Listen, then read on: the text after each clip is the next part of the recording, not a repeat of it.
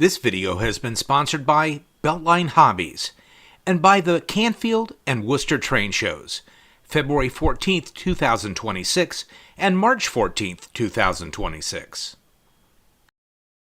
Hey everybody, it's Chris of the Cloverdale Transit Authority, and today it's a little bit of a snow day, so I thought I would take this opportunity to start installing my cutting torch crew, I guess, lack of a better way of putting it, cutting torch crew in the railroad scrapyard on the layout. So, of course, the elements are this piece of broken post-war, I think it was a Scout that I got from Kyle at Beltline Hobbies, and didn't clean it up, wanted it to be dirty. So this is the locomotive that the crew is going to be cutting up.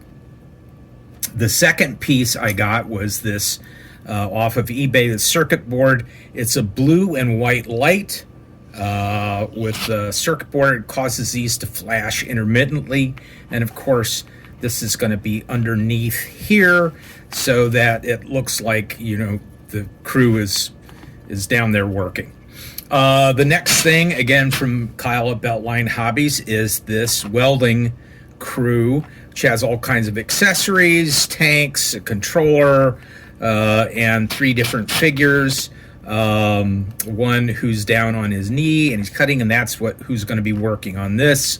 This fellow will be with him, and I may put some of this other stuff in other parts of the scrapyard, but there's all kinds of cool little accessories with this that will look real good. And then these little hoses which come from the tanks, I don't particularly know how those go on. They don't look like they go on very easily, but we're going to see.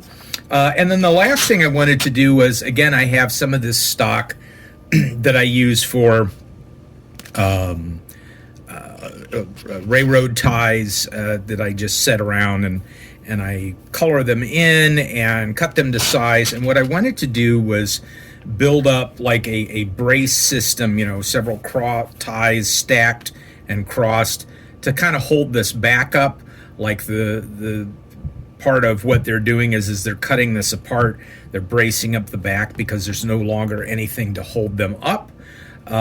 So we're going to make that first, kind of set all this other stuff aside, and then make this little bracing system to hold up the back of the chunk of the locomotive.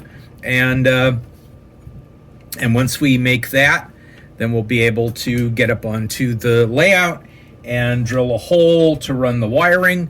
Also get the wiring plugged into the power system on the railroad. And then we're going to see what it looks like. Okay, I've got these cut, and I decided instead of making them into, I shortened them up a little bit, instead of making them into railroad ties, I was just going to use them as sort of timbers. But I want them a little bit darker. See, they're not all even, they're not all perfectly cut.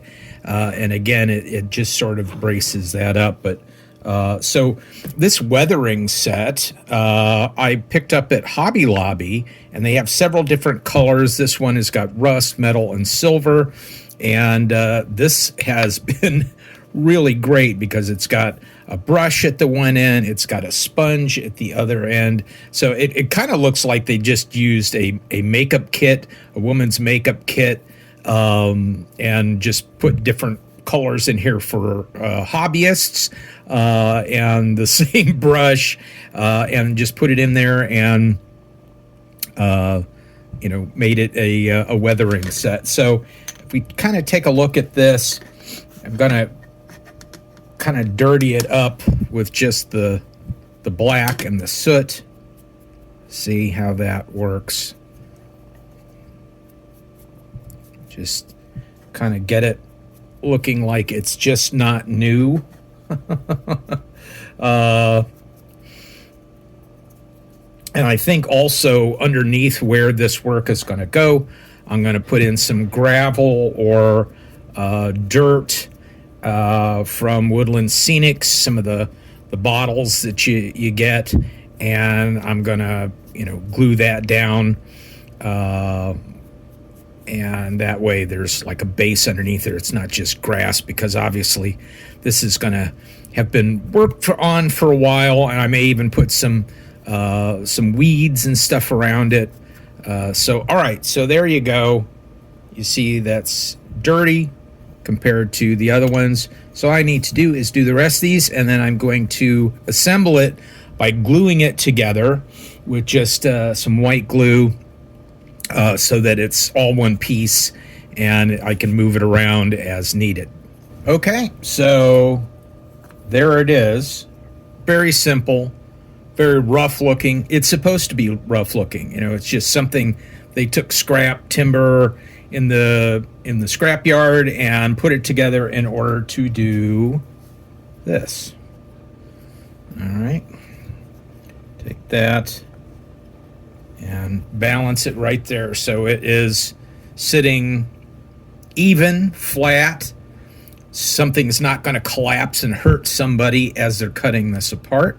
They'll probably put more timbers as this gets smaller and smaller, and that's why I did that. So kind of cool. All right, so let's go wash our hands and then get up on the railroad and start doing some wiring. All right, so in prepping out the electrical work here, what I'm going to do is, obviously this is going to come up through the table, so be drilling a hole big enough I can kind of drive those up through there. And then these are the two white, intermittent, flashing white and blue lights that simulate the welding torch, cutting torch. And then, of course, this is the circuit board that makes all that happen. These are LEDs inside these little flashing things. And then here's the power. So the power block that is feeding a bunch of the accessories, and this will just be on an accessory power block, is about, I don't know, probably, I'm going to say another foot away. So do is get my red hot wire and black ground wire, and what I'm going to do is I'm going to just basically, for those of you who've done this wiring stuff before, it's real easy. I'm going to tie these together with an extension, and then I'm going to use these heat shrink tubes. I have a whole kit of these things I use for different things. I get a smallest one I have, which is probably this. Slide it over here, connect these, slide it over here, use the heat gun to shrink these so that it's sealed, and then at the other end I'm going to let's see, what am I going to do? I'm going to do something. Oh, all right. So I've got a bunch of these, and I'm going to get the little spades in here. That way I can connect those to the power block. Those will go on the other end. So, all right, let me put all this together, and then we'll drill a hole. Okay, we're all set. So we've got our little paddles at the end there to hook into the power block, and then you see these extensions on here with the shrink tube, and that looks pretty good. So, okay, now we're ready to go and drill our hole and get this all wired in, and yeah, then we can start doing some additional scenery stuff. So I'm going to drill the hole first, and then once that's in there, I'll go ahead and start laying in. I've got, I'm going to put in some gravel, Woodland Scenics gravel. There's also this sort of wood chip stuff. And then once I get everything in there, once I get everything laid out, then I'm going to put in some overgrowth and so forth, and just kind of make that look like that's been sitting there for a while, and the guys have been working on it slowly but surely. And then, of course, the last thing will be to add the dudes. All right, one of my least favorite things is crawling underneath the table to get at the wiring. But I did drill the hole right about where I wanted it, so I kind of mark a spot, and I use a paddle drill so I have, a wide enough hole to get the wires up or down.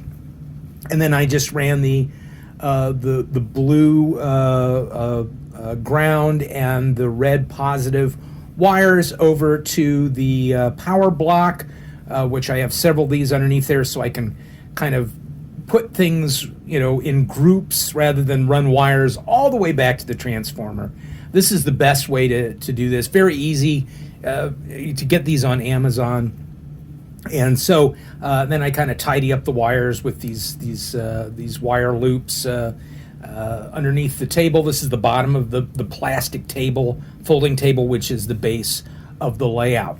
So I've got the wires going over and the two lights going up through the hole, and I've taped off using a little gaffer tape underneath there so that the wires would stay up. They wouldn't pull back through the hole.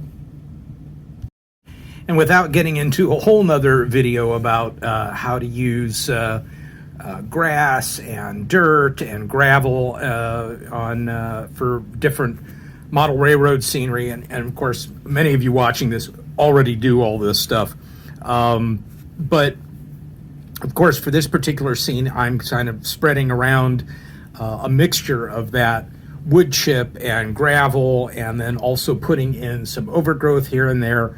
And for those of you who've never done this type of stuff, once it's all down there, and I usually use just a plastic, spoon to sort of control where I'm sprinkling this stuff, and then I use an eyedropper or a squeegee dropper, whatever the heck it's called. That thing you see in the picture. I use Scenic Cement, which is Woodland Scenic sells that, and then I sort of drop that throughout, and it sort of spreads, because it's it's got watered down glue, and it spreads, and then stuff becomes solid. It's glued down, so it's not going to move around. Okay, the scenery and electrical stuff is set up. You can kind of see it's very bright outside because of the snow. You can kind of see the lights blinking in there.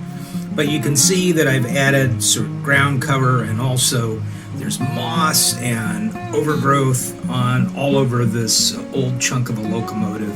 And back in here is parts, some from this locomotive, some from others.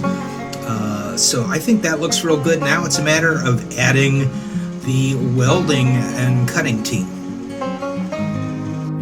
Well, there you go, folks. There's a completed scene. I've had this scene in my mind for a long time, and just bringing everything together and having the time to do it. I'm really excited about this. I think it really came out the way I wanted it to. I hope you're doing some things like this on your railroad, and if you like this video, don't forget to like and subscribe and click the little bell and leave us a comment. What do you think of this? What do you think of some of the ideas that you're going to do on your model train layout? We'll see you on the next video.